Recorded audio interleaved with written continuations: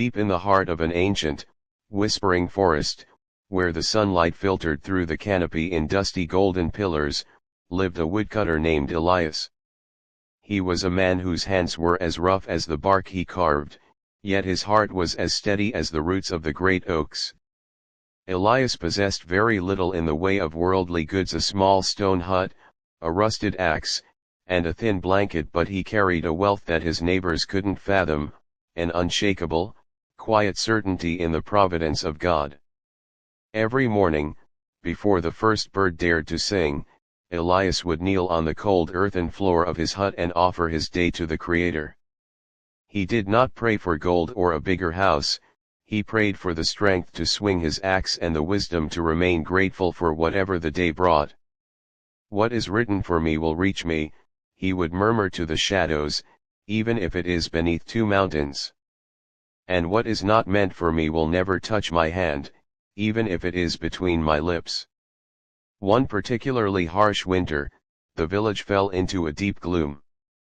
The wood was damp, the trails were frozen, and Elias found himself with nothing to sell. For 3 days, his stomach had been a hollow cavern, yet his face remained serene.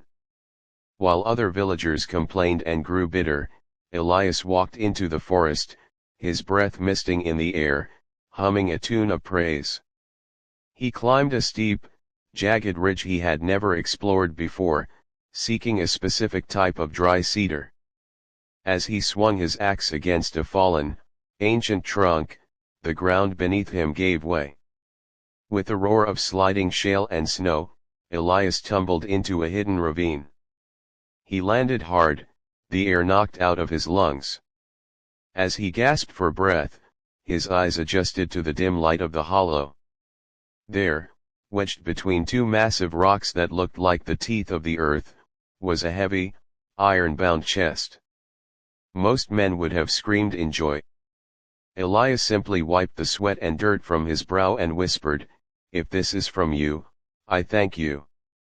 He spent hours prying the chest open.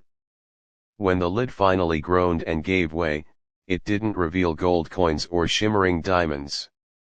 Instead, it was filled with old, heavy lead bars and a single, weathered parchment. The parchment was written in a language he couldn't understand, and the lead was dull and worthless to a hungry man. A lesser man would have felt mocked by fate to find a treasure that was nothing but heavy metal in a time of starvation. But Elias simply loaded as many bars as he could carry into his sack, believing there was a purpose he simply couldn't see yet. On his way back to the village, he encountered a traveling scholar whose carriage had broken an axle nearby. The scholar was distraught, for he was carrying delicate instruments that needed a very specific, heavy weight to balance them for a repair, and he had nothing but light wood. Elias handed over the lead bars without hesitation. The scholar, amazed by the man's kindness, looked at the parchment Elias had found. "My friend," the scholar gasped, his eyes widening. "Do you know what this is? This isn't just paper. This is a deed, written in the old royal tongue, for a vast plot of fertile land on the sunny side of the valley, land that has been unclaimed for a century because the deed was lost." The scholar insisted on paying Elias a handsome sum for the lead, enough to feed him for a year, and helped him claim the land described in the parchment. Within months, the woodcutter who had nothing was the owner of the most productive orchard in the region.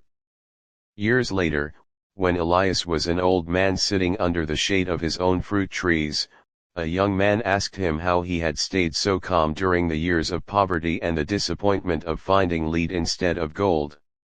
Elias smiled, his eyes reflecting the same golden light of the forest. "I never looked for the treasure," he said. "I looked for the one who hides the treasure." When you have certainty that the Creator is the best of providers, you realize that the lead was just a bridge to the land, and the hunger was just a bridge to the lead. The real treasure was never in the chest, it was the peace in my heart while the chest was still closed.